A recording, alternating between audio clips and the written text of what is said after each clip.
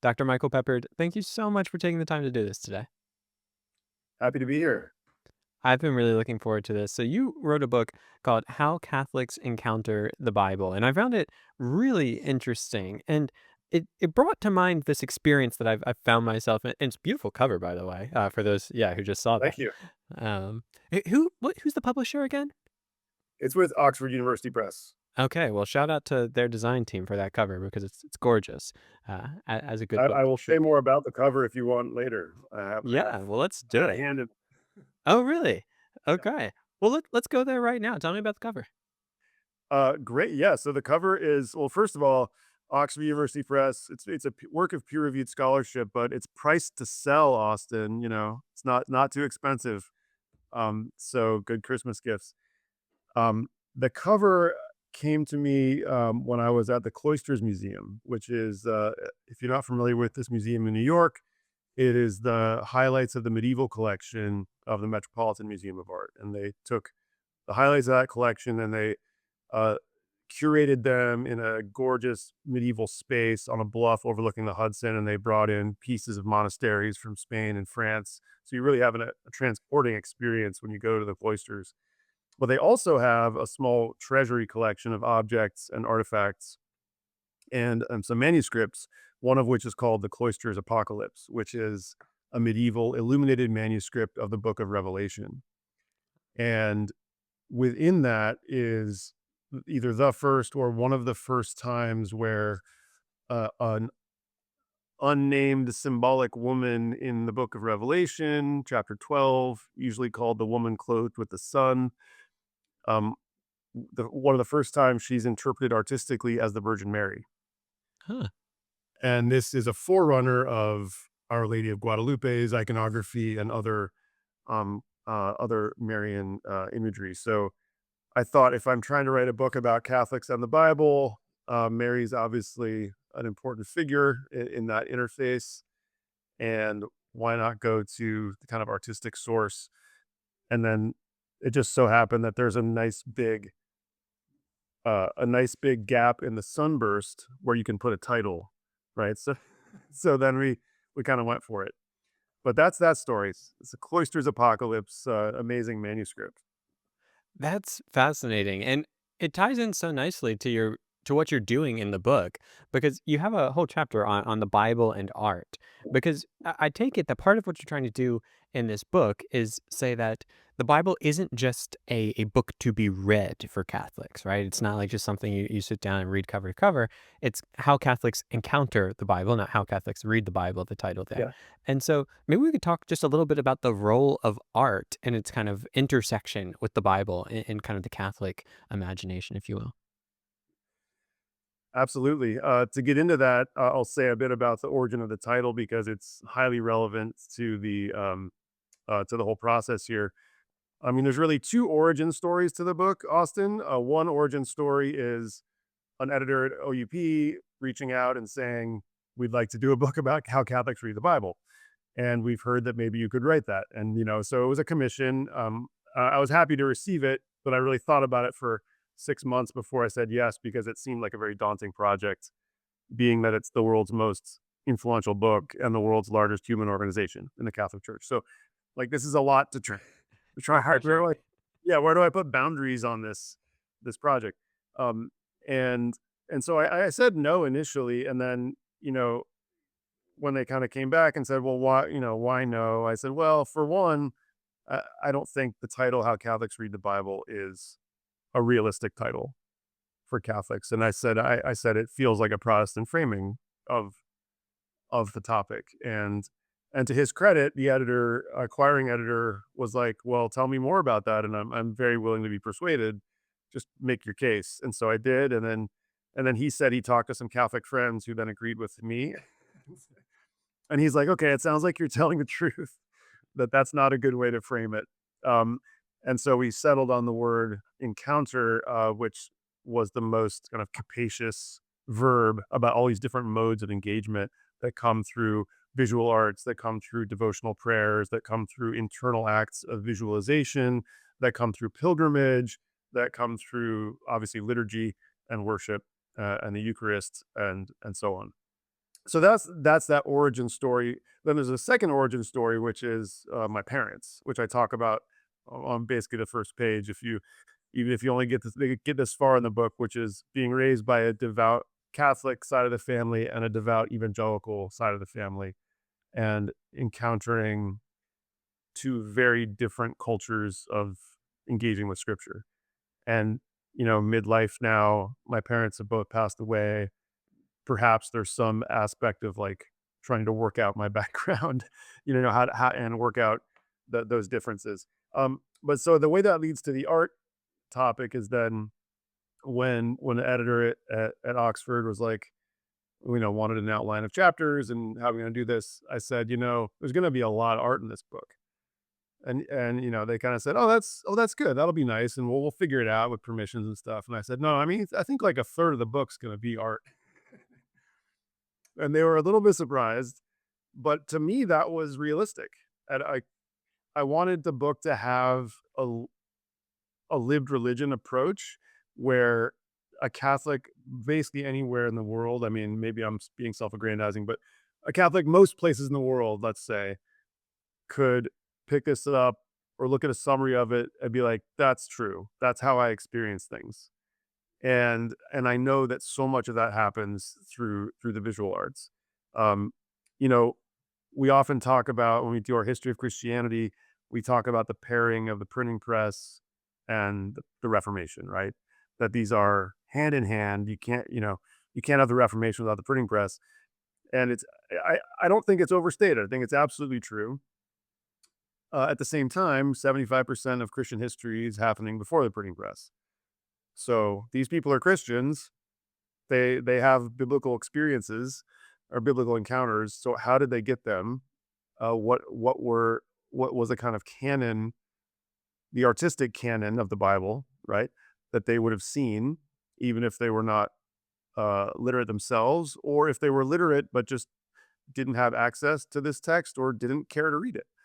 What kind of a Bible did they have? And maybe it wasn't an impoverished view of the Bible. Maybe they had still a pretty full experience, even though they weren't reading it very often. So I wanted to, again, like honor that and not like, yes, there's a contrast with Protestant reading practices, but I didn't want I didn't want it to be like a diminished a diminished sense of encounter of like the Bible's a Protestant book, we don't read it. But wait, well, we do a lot of things with it on the Catholic side. So let's really thickly describe what they are and how it operates. Hey, I hope you guys are enjoying this video, but one thing I know people don't always enjoy is the ads that go with these videos. Now look, ads are how YouTubers like me are able to pay the bills, but if you want to watch these videos early, ad-free, and with my post-show reflections at the end, you can do so by becoming a patron at any tier by going to patreon.com/gospelsimplicity. From $7 a month to $100 a month, your support helps this channel keep going and growing, and not only will you get early ad-free access to these interviews, but you will also get access to the Gospel Simplicity Book Club, where we read the Church Fathers together, and it is an absolute blast. So if you want those perks and others, go to patreon.com/gospelsimplicity. I love it. It's such an ambitious project too, but I think you achieved it quite well. And if I understand what you're doing in the book correctly, it seems like at times you want to, I don't know if problematize is the right word, but you know, push in on like this question of what is the Bible? Because we might have this sense of, okay, the Bible is a, say, 66, 73 book library between two leather covers, Yeah. and that's what the Bible is. But as you kind of walk through history and kind of, I don't know if this is a odd way of putting it, like a phenomenology of the Bible, like how we encounter the Bible. Yeah. Um, it's not always encountered as a, set of text between two leather covers that we sit down and, read while we're drinking some tea or something. And one thing you point out is that there's this relationship, well, you point out many things, but like between the lectionary in the Bible and the Bible as something kind of preached before it's even something to be read eh, between two covers. Can we maybe talk about that question of like, what is the Bible? Yeah. Sure. Well, there's a lot of ways to answer that. I mean, you're right that in a sense, the entirety of the book is trying to reframe what is the Bible for, I think, I hope a lot of my readers will be Bible believing Protestants, Bible believing evangelicals who will read the book and have a bit of a tectonic shift, in their inside without feeling criticized, but just say there are other ways to view this fundamental thing that Christians all share. So I try to point out like what functionally on a functional interpretation, what functionally is the Bible for Catholics and what functionally was the Bible for Christians before the printing press and the Reformation. And to so I start the book um with the Sunday Mass. And I do so because I organize the book in what I would call decreasing frequency of encounter. What I mean is every Catholic can read chapters 1 and 2 and be like, "I understand what that's about. I do that. I go to mass. If I do anything, I go to mass on Sunday." And then after that, it's like, "Okay, now let's learn about baptisms, weddings, and funerals, the life cycle. Catholics do these things. Okay, now let's read about types of prayers and devotions and the rosary and where does the Bible appear in this? And then let's look at arts, and then let's look at some other things." And at the very end of the book, as you may have noted, I cheekily put at the end, actually sitting down as an individual to read the Bible. Like, what do Catholics do in the last chapter? So the liturgy is, I argue, that or the lectionary, which is a cycle of readings, a set cycle of readings for Catholic worship. I argue that the lectionary is functionally the Bible for the vast majority of Catholics. I'm willing to admit that around 5% of Catholics globally read the Bible in a way that like a Protestant would recognize. I make my coffee, I make my tea, I sit down for my quiet time with the Lord, and I'm going to read, and then pray about the meaning of these words in my life. I do think some Catholics do that, but I don't think it's more than 5%.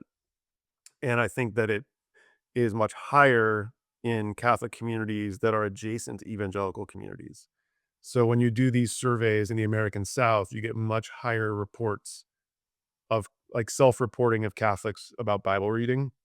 And if you do these surveys in, I don't know, Brazil, you get very, very low self-reports of Bible reading. Interestingly, where Pentecostals and evangelicals have made great headway in like northern Latin America, like Colombia, you then get Catholics reading the Bible more again. So there is this kind of sense of proximity affecting it. So the lectionary is functioning the Bible for Catholics is my argument, and that means that whatever they are experiencing at a Sunday mass, they know reasonably well, and what they do not experience at a Sunday mass, they they're almost fully ignorant, which is pretty wild. So I say in the book at one point that I criticize my dad when I'm a teenager, and I say, how do you know what's in the Bible when you don't read it? Because like my mom reads it every day, multiple times a day. And he said, "Well, I don't need to read it because I know the stories." Right? That was his argument. And I came to realize through my research that he's correct about the Gospels. I think he really was that's true. But if I were to ask my dad, tell me the story of Joseph in the Old Testament, he would have no idea what to say. Like truly no idea. He would tell me the story of Joseph and Mary. He would tell me he would tell me the gospel story. He had, I think, very little knowledge. Who's Ruth? Who's Esther? No idea, right? Where I think most Protestant readers have a much. I mean, I don't want to overstate it, but they have a broader sense of biblical literacy, and Catholics are like much more focused on the Gospels and on the Psalms. So now, what one more historical point, and then I'll throw it back to you. A real moment for me in the research process of this book that was very, very revealing for me was I was reading a book about the history of biblical manuscripts, and kind of boring, right? But through the medieval period, through the Byzantine period, And there was a line in this book that kind of a throwaway line that said, when people say the Bible was the most abundant or prevalent book in the pre-modern world, pre-printing press, that's actually not a true sentence. What's true is that evangelaries, that is, four gospels combined in a book, and the Psalter, the Psalms combined in a book. Those are the most common books in the pre-modern world.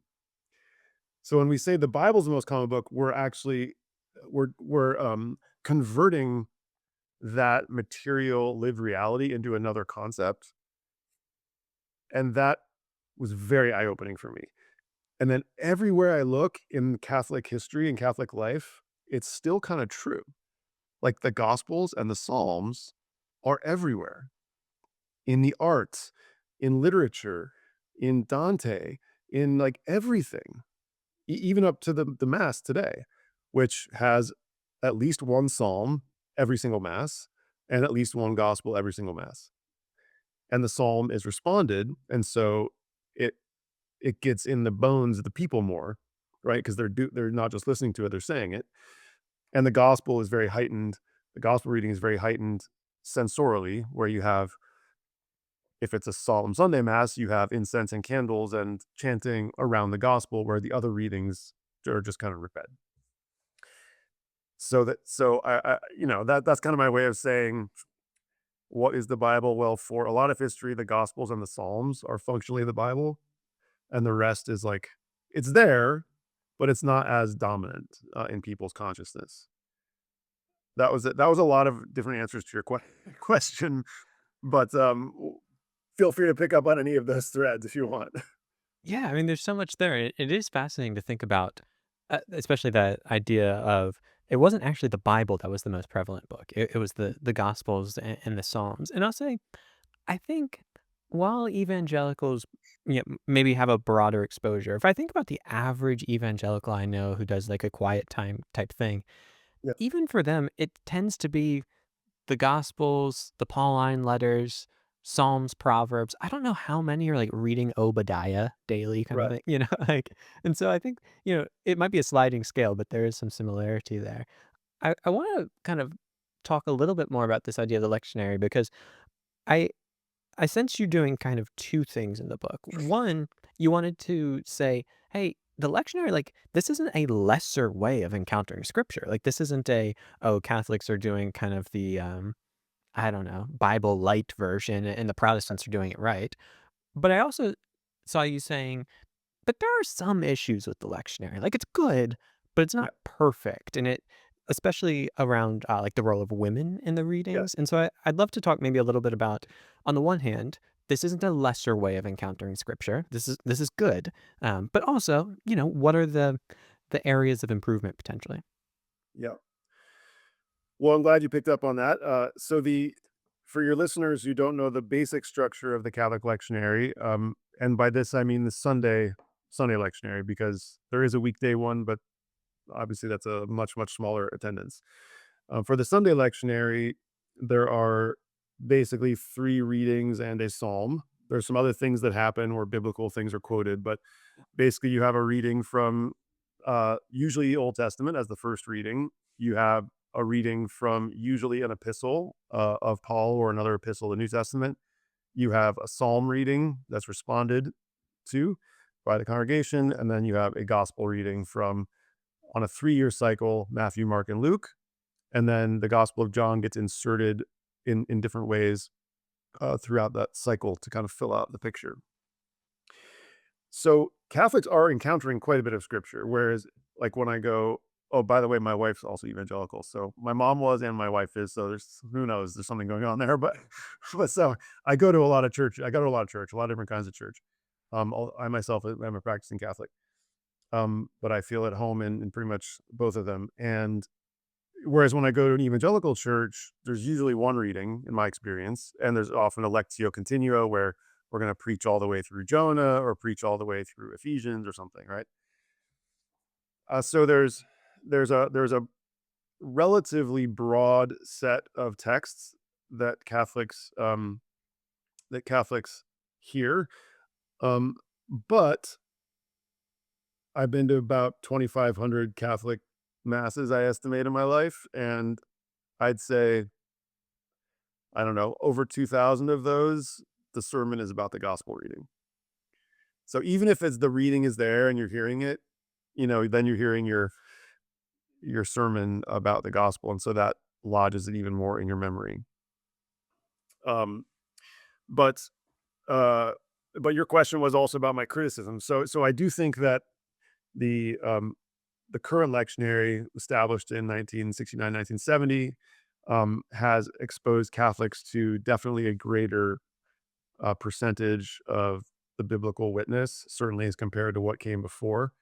Um, but but it definitely has some has some problems. So I wanted to be really careful about the tone of my book, Austin, because I I want Catholics who go to church to read it, and I want them to see themselves in it.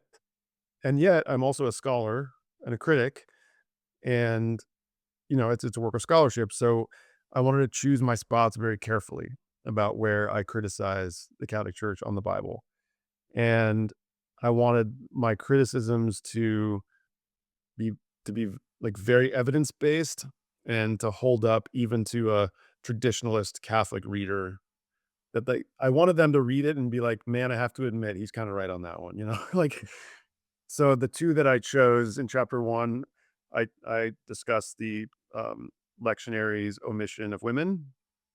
And in chapter two, I discussed the lectionary pairings, especially between the first reading from the Old Testament and the gospel, and how those pairings portray Jews and Judaism. And often in a positive, negative way, right? Where the New Testament looks, yay, good, compassionate, and the Old Testament can look, ooh, bad, exclude the lepers. And that kind of pairing can really have harmful effects on the congregation's understanding of ancient Israel, the understanding of the continuity of God throughout the biblical witness. The omission of women, you know, it it hurts. It it hurts because there there aren't there aren't that many in the biblical witness to begin with, and then not even to include the ones that we have, uh, is deeply problematic. And I'm very critical. I mean, I'm more critical offline than I am in the book, but I think it's terrible. I think there are certain cases where it's inexcusable, where it seems designed to carve out an important woman's voice, and so I am very critical of that. Um, one little one that I do mention in the book, it's not even the biggest one, but is Exodus 1 in the lectionary. I didn't even know this till I did the research. I never noticed it, but um, the most interesting part of the story of Moses's birth is the Hebrew midwives.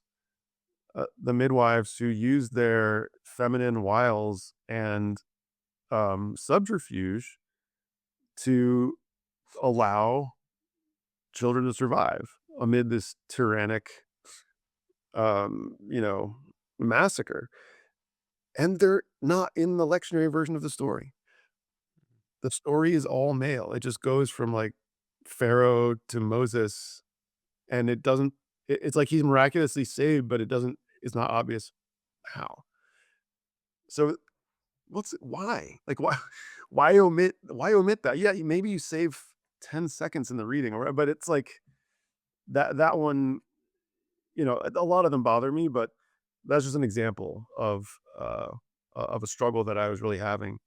Um, I mean, the Catholic Church is very patriarchal, and so that goes without saying.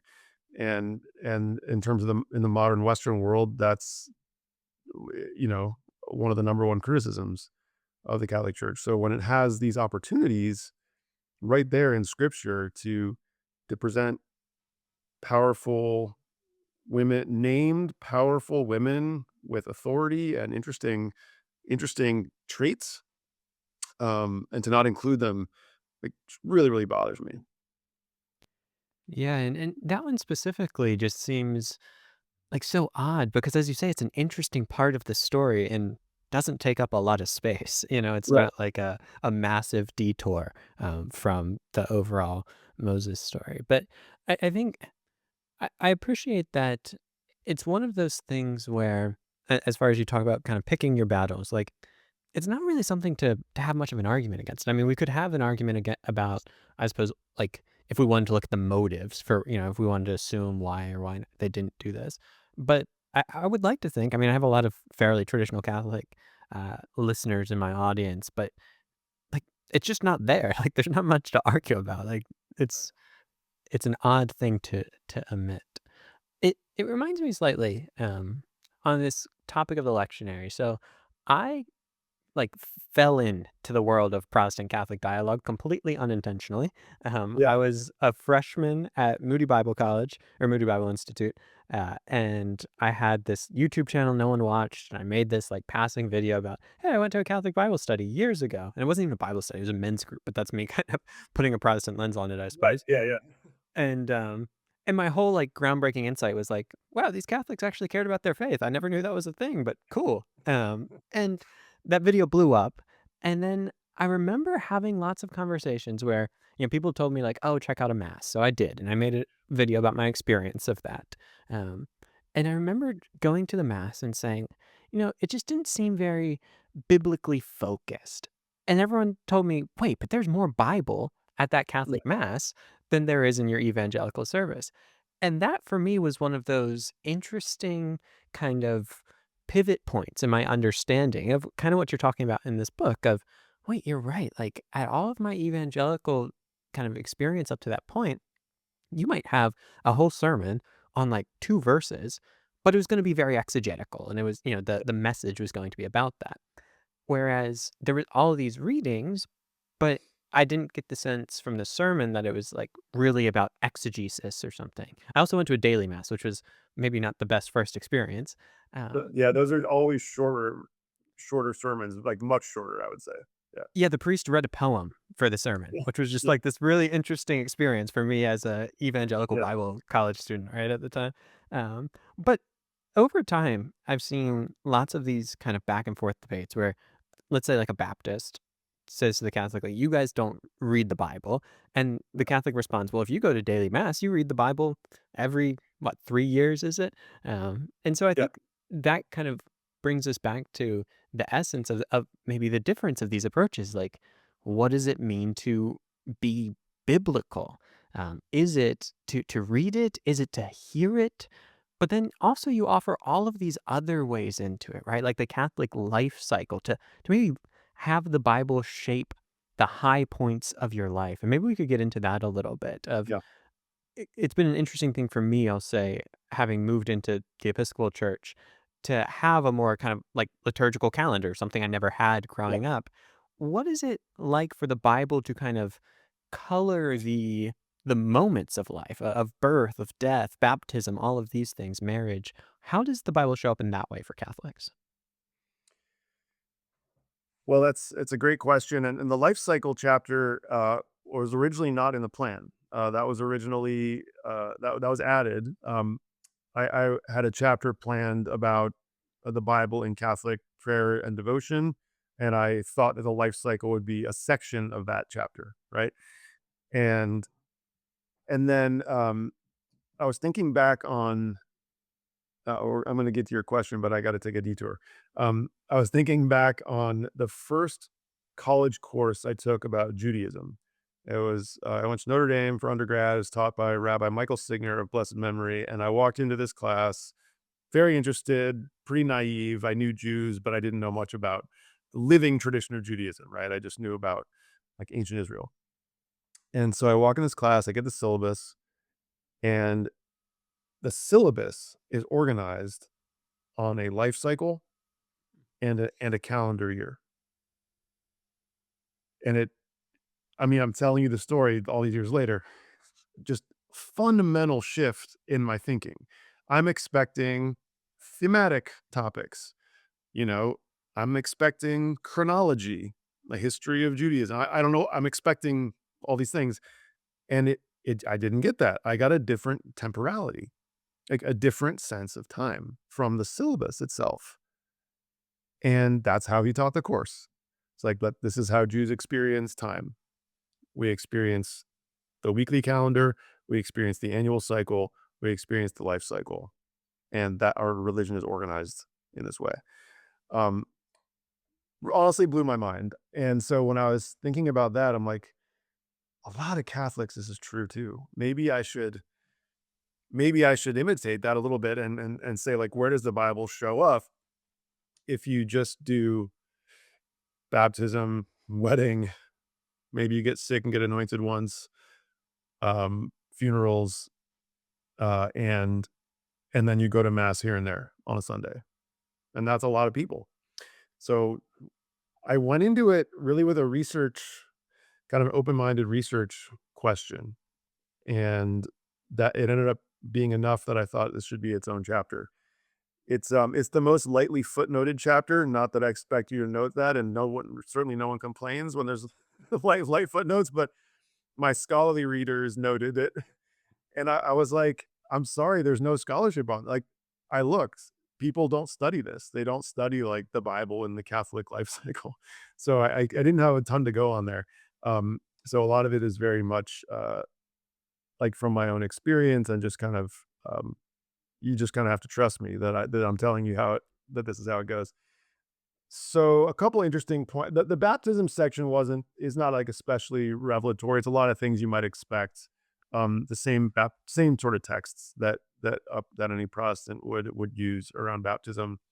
But the wedding and funeral section, I think, is a little different. And I was really I was able to get some data about weddings because, Catholics don't get to pick their own readings when they right? Even Catholic pastors, they don't get to pick their own readings, right? We're on a lectionary. So the idea that uh, an engaged couple sits down and looks at a set of potential readings and picks from them is like totally novel for a Catholic. And that the pastor or priest isn't just going to like overrule them, whoever they're working to say, no, no, this is how we do it. And so they actually, I say in the book, it might be the most important biblical encounter that a Catholic has in their whole life because it's heightened, right? It's a heightened peak moment experience of sacramentality, and also all your family is going to be there, and also maybe you're feeling more religious than you have in a while as you're like heading towards this commencement. But here's what's funny, Austin, is that a lot of the most chosen readings are not even in the Protestant Bible. It's pretty Interesting. funny, right? Because there's not much to say about weddings, and there's not much positive to say about weddings, right? Um, and there's not much positive to say about romantic love, and so it's a challenge. Like, what readings do you pick? Um, you can pick readings about not worrying about tomorrow, or you can pick readings that are kind of boilerplate. You can read the Beatitudes, like you can do things like this. But there's also there's a beautiful husband and wife prayer in the book of Tobit, which is in Septuagint slash Vulgate, and in the Catholic canon. So I kind of imagined, coming from my Catholic Protestant dialogue background, I was imagining like a Catholic and a Protestant getting married and going to look for the reading for their scripture, and the Catholic's like, "Oh, well, this one from Tobit that the pastor suggested is pretty good. Let's do this one." And the Protestant being like, "What the heck is Tobit? Like, what are you talking about? It's like literally not in the Bible."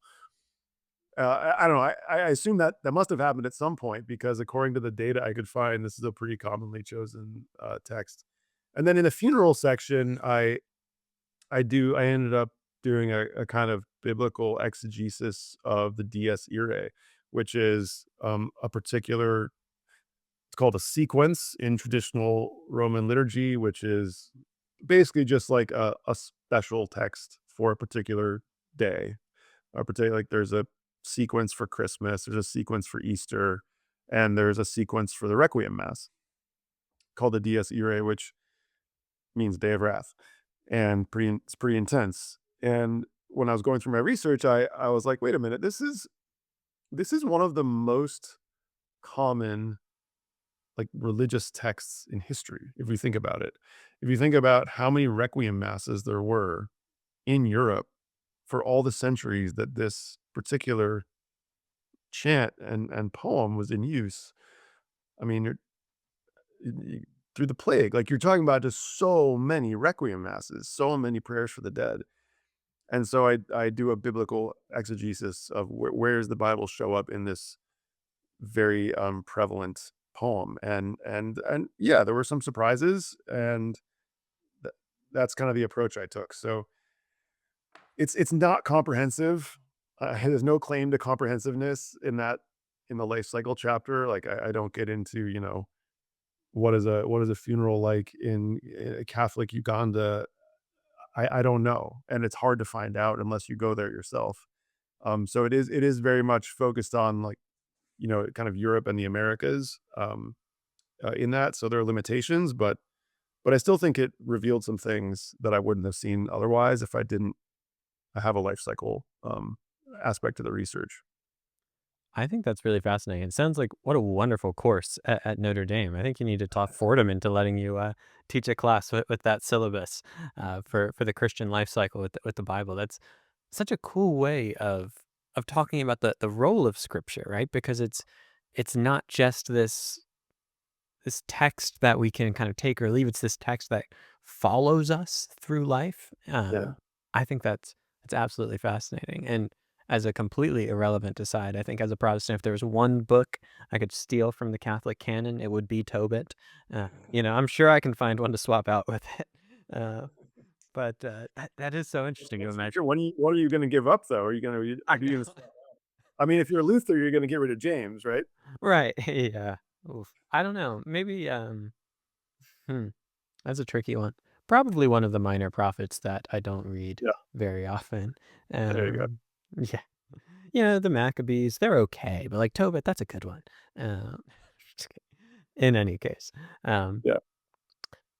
okay, so something that you bring up kind of towards the end of your book, where you talk about the role of kind of just old fashioned, evangelical esque reading of scripture. Um, I believe it's in that section that you also talk about the role of biblical scholarship and how that's taken shape in the Catholic Church. That to me seems like something that there's been a significant amount of development in over the past maybe century and a half or so, which I think the kind of academic approach to Scripture that has changed in the Catholic Church might say something about how the Catholic Church views the Bible today. And maybe this isn't as relevant for the everyday mass attending Catholic, but I think it might be illuminating to people who are interested in this at kind of a more abstract academic level. So could we talk about that a little bit, how the kind of academic approach to scripture has changed? Sure. You're right that it has changed dramatically, in, yeah, about 125 years or so. And so the biblical scholar as a person, as a role is a Protestant role. It biblical scholarship, kind of independent from a church and allied with a university, is a Protestant, has Protestant origin story for sure. And it's quite a while before Catholics get on board. Now, in part that's because the hierarchy didn't encourage it. Um, in part that's for all the reasons that I say, that the kind of active individual private reading and exegesis was not emphasized among the laity, and so that wasn't seen to be something that one would pursue. But also there was a good deal of fear on the part of the Catholic Church about individual private reading and scholarship. It led to the Reformation, right? So there was some fear there, and you see that fear come out pretty strongly in the first major document issued by the Vatican about biblical scholarship, which, all these documents are titled in Latin by the first words of the first line. So, Providentissimus Deus is 1893 and is a papal encyclical, which is kind of a letter intended for the universal Catholic Church, especially its leaders, but to be read by anyone if they want, about biblical scholarship. And I would characterize the tone of that text as defensive. First, that's the first word I would use, right? There you can feel the fear actually coming through the text. The metaphors that are used are very forceful, and they're uh they're almost militaristic, like the kind of church militant idea of like we are defending against modernism and this modernist crisis which is encroaching on this holy church, right? And yes, yes, we should learn the ancient languages, we should learn Aramaic, we should learn, you know, Northwest Semitics, we should learn these things so that we know what's going on, like the Protestant scholars do, but we should absolutely should not go the route they're going, right? Okay, that's 1893. 50 years later, world's changed, things have changed, different people in leadership. 1943, there's a document called Divino Afflante Spiritu, which is almost almost a reverse of this text, which is basically like uh, biblical scholarship. First of all, it uses the term biblical scholar as a term, like as something that exists right in the world, and it basically opens the door. It's like you know, let's let scholarship in. Now I don't know enough about the kind of backroom conversations that led to this, but what I argue in the book, or just summarize in the book, really, not an argument, is that it's the work of a few individuals who showed the proof of concepts, who showed that faithful Catholics can be biblical scholars, and that got the attention of, you know, the Home Office, so to speak.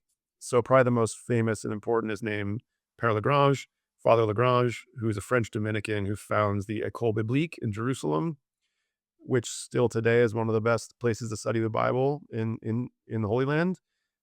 Founds a scholarly journal called Revue Biblique, which is still going and is very, very prominent.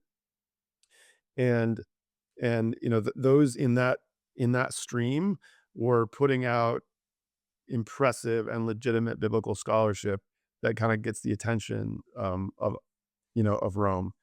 Um, I don't need to give the whole history, but then Vatican II in the 1960s just accelerates the process dramatically, so that you start to get not only French Dominicans doing biblical scholarship, but lay people and lay women. I mean, first sisters like nuns, but also eventually lay women as well, so that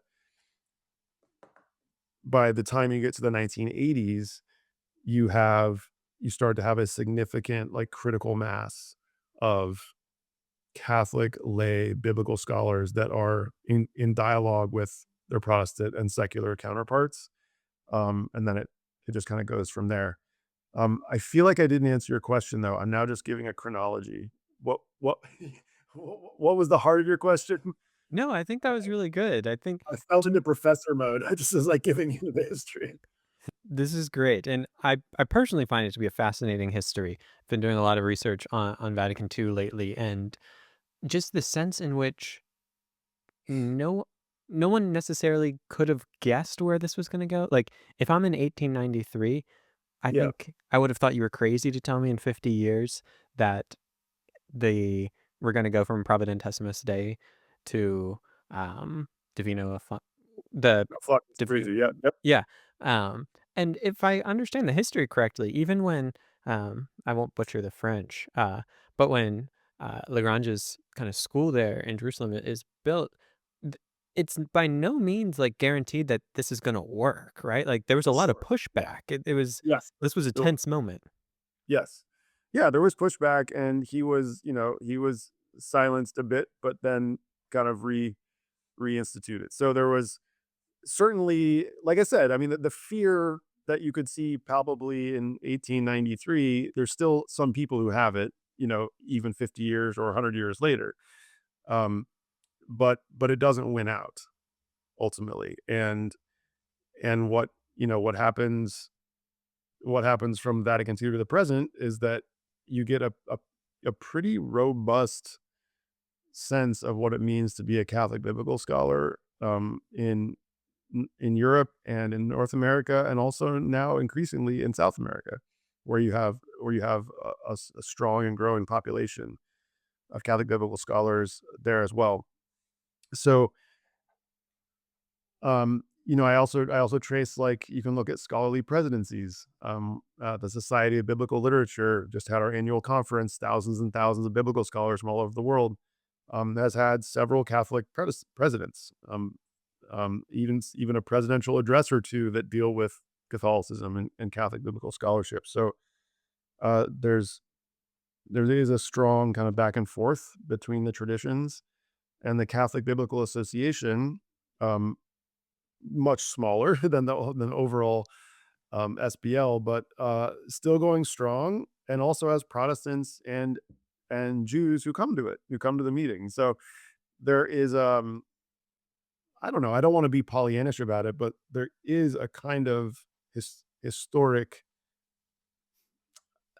Let me put it this way. I'll speak for myself. I feel very grateful to live in a time and place where I can sit around a seminar table.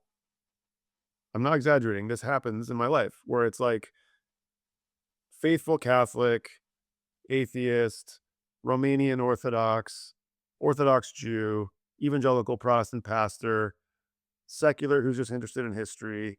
Like, you can go around the table, liberal Catholic, right? Like, radical nun. You can go around the table, and it's like we're all having a conversation about theology and about exegesis, and we're not killing each other. Like, I feel very, very grateful to live in a time and place where that's happening.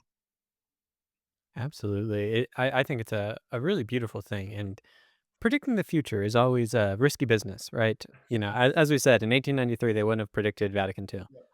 Maybe in 1930, they wouldn't have predicted Vatican II. Uh, I think about, yeah. and but with those provisos aside, as you look forward to the kind of role of the Bible in Catholic life, whether that's at the kind of average parishioner level or in the kind of academic sphere, maybe you can touch on both. w- What do you think's on the horizon? It sounds like you have a fairly hopeful outlook, but I'd love to hear, like, where do you think this is going? Well, I'm terrible at predictions. I've stopped predicting politics because I'm wrong every time. But let's see. One thing that I think is happening and that we are living through is the end of the Gutenberg era. I think it is ending, and we're in the transition.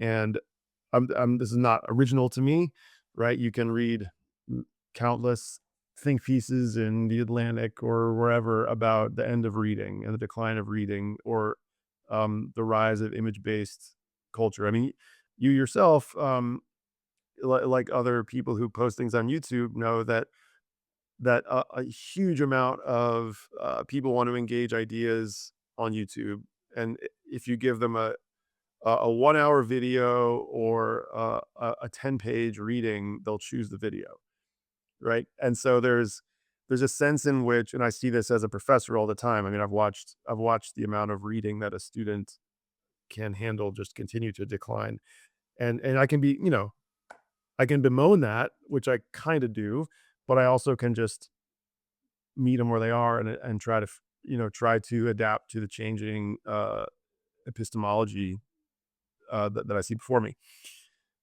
So I think that that print culture is definitely on the decline, and I think textual culture is also on the decline, and image-based culture and dialogical knowledge are on the rise. So what we're having a dialogue, right? And somewhere out there, now there may be a transcript, but most likely people aren't going to read it. They're going to put it on their headphones, go on a walk, and listen to it. Hopefully someone will, right? Hi out there if you're listening. But we're kind of living through that decline, and I think that forms of Christianity that have prioritized proclamation, listening, and images will continue to thrive. if that's the epistemology that we're living into. That being said, Catholicism has not historically been that great at dialogue. And I'm not sure if the Catholic Church is like the best positioned in a dialogical mode of engagement. Possibly Protestant traditions are gonna, pick that up. I mean, and be better at that. So I don't know for sure.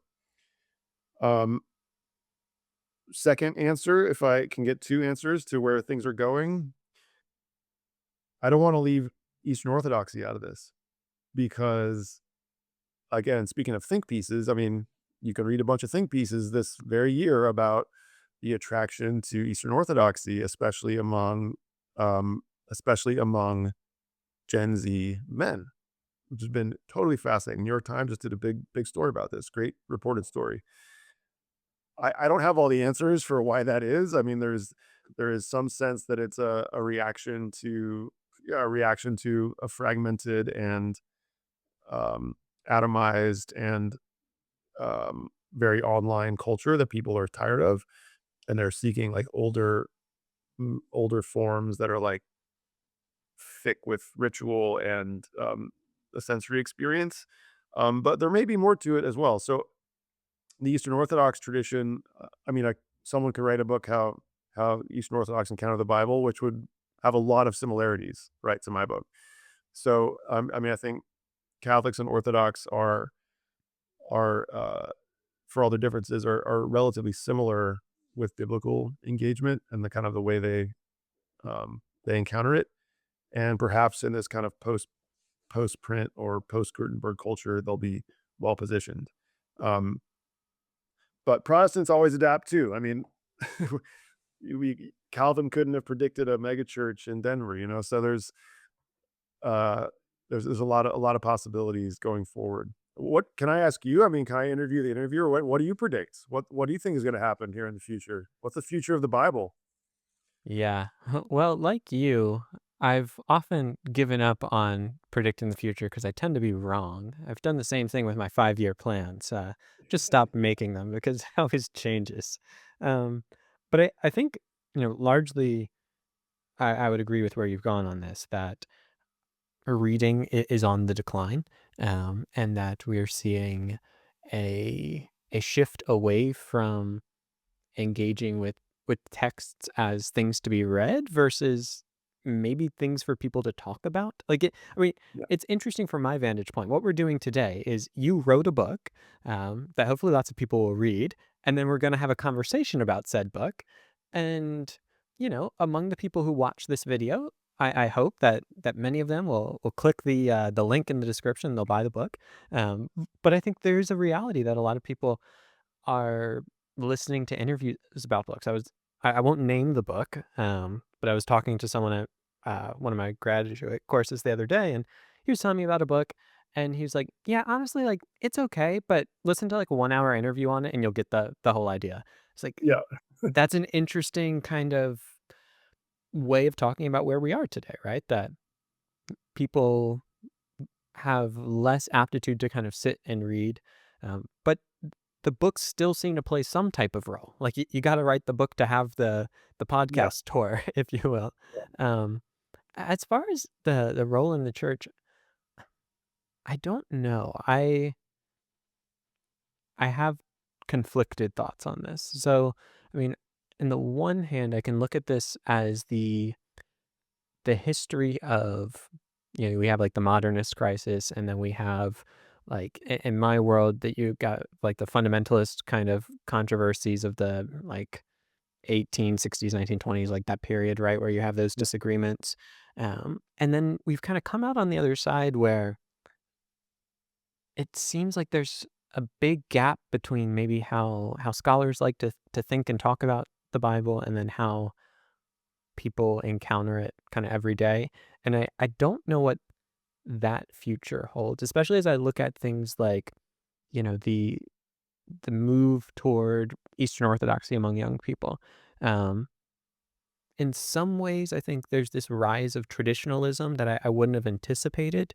right, But I think that rise of traditionalism is also somewhat of a reaction to changing attitudes toward, things deemed holy for a long time, right? So, like, I think we're probably gonna move in very different directions, and the faster we move in one, the faster the reaction is on the other hand.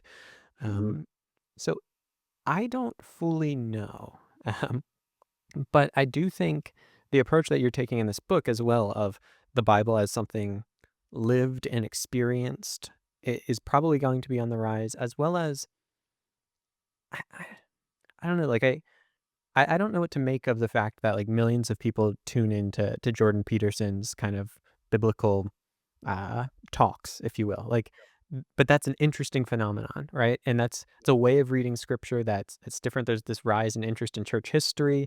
So, like, are we going to see people wanting to engage scripture in a not in a like let's retrieve the original authorial intent. Let's use all of these tools of good hermeneutics, but let's be creative and let's kind of bring allegory back in, bring Yeah. these kind of like all that to say, I don't know, but I'm noticing various things, and I don't have a sense of how to put them all together yet. But I think I do think largely when I look at the Christian tradition today, I think in the past the first question was like, is this true? With an assumption of we care about that. I think Yeah. increasingly the question is like, is this good? And is this beautiful? And the Yeah. truth question might come in later, but I think there's an increased openness to I don't know, to say like we're not in the modernist crisis anymore and we're okay with kind of reading this in different ways. That was a poor answer that rambled for a long time, but those are some of my thoughts on it. No, I mean, the true, the good, and the beautiful, right, is the classic a classic trinity, and I think you're right, especially in the sense of propositional truth claims, right? Do you believe this sentence or not? Do you believe this sentence is corresponds to the truth? People are much more drawn to the good and the beautiful right now. I mean, the role of role of aesthetics, the role of beauty in attracting people back to church, is whatever. It's an obvious thing to say, but it's still very very prominent here in urban New York City. I mean, the church Catholic churches that have attention to aesthetics in music and in beauty are doing very well with the under 30 crowd. And does that mean that they're ending up in a men's or women's group reading the Bible? I don't know. Like, but they're certainly sticking around and being drawn in by that. I don't know where we're at on time, but I'd be remiss if I didn't say one other crucial thing about the book, which hasn't come up yet. So, which is the role of Latino Catholicism, the role of Yeah. Spanish speaking Catholics. It it is a part of the book, and I just want to be kind of representative because it hasn't come up yet. I don't want readers to think the book is just about like Peppard's love of European Catholic art and and of the lectionary or something. Because when I was talking to, doing my kind of research and workshopping the ideas for this book with colleagues, one thing that we kept realizing over and over again is if there's a group that is reading the Bible somewhat similarly to how Protestants emphasize reading the Bible, it's probably Latino Catholics in Latin and South America. And so there's a movement called base communities or basic Christian communities, which is associated in most people's minds with, excuse me, the 60s and 70s and the 80s and liberation theology and a kind of peasant spirituality and peasant biblical hermeneutics. And I don't mean that word peasant in any sort of negative way, of course. It's a descriptive word for the kind of rural farm worker who gathers they gather as lay people within the community to and maybe they have a priest, maybe they don't, maybe they're led by a woman, maybe they're not, and they are reading scripture and especially the gospels, and they're trying to conform their lives to the life of Jesus. So Gustavo Gutierrez is the most famous name for this movement, who writes Theology of Liberation and a classic work in the field. And I went through Theology of Liberation in my research, and I don't remember the number, but there are over 400 biblical citations in Gutierrez's Theology of Liberation. It is a thoroughly biblical theology that comes out of a deep practice of reading, right? And and so I did a bit more with that, and I think it's I wish I could have said more in the book about it, but there's enough in there, I think, that gives people a sense that, um, that if you go to your like whatever suburban parish in Minnesota, maybe there's not much Bible reading, but maybe if you go to your suburban parish in Brownsville, Texas, there is, right? And maybe what's happening there is going to be a powerful biblical spirituality that is going to be the future of American Catholicism. I mean, I think whatever the future of American Catholicism will be, it will be primarily in Spanish. Yeah, and that's a great point because it's easy to get caught up in kind of our own experience, right? We're both on the East Coast. You Yep. are an academic. I'm a grad student. Like this is kind of the world that we live in, but that's not representative of the entire world, right? And there's been so much conversation uh, about as we talk about the future, like of the shifting center of gravity for global Christianity is probably not in northwestern Europe or America, like it's in the global South, and I think it'll be interesting to see what that holds. But I Yeah. think it's exciting to be alive for and to see And what it closing means. kind of to close the loop with your podcast comment too, like Father Mike Schmitz's Bible in a Year podcast, is one of the top podcasts in the country. Um, and whoever follows that model in Spanish, I think will also be a top podcast in the country. You can just see the path, right? Where Yeah.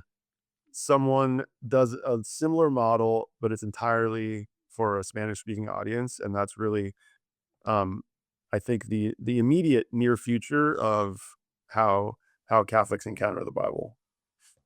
I'm glad you brought that up, Father Mike Schmidt's podcast, because it is a really interesting window into where we're at right now. That one of the top podcasts in Yeah. in the world is a Catholic priest taking people through the Bible in a year.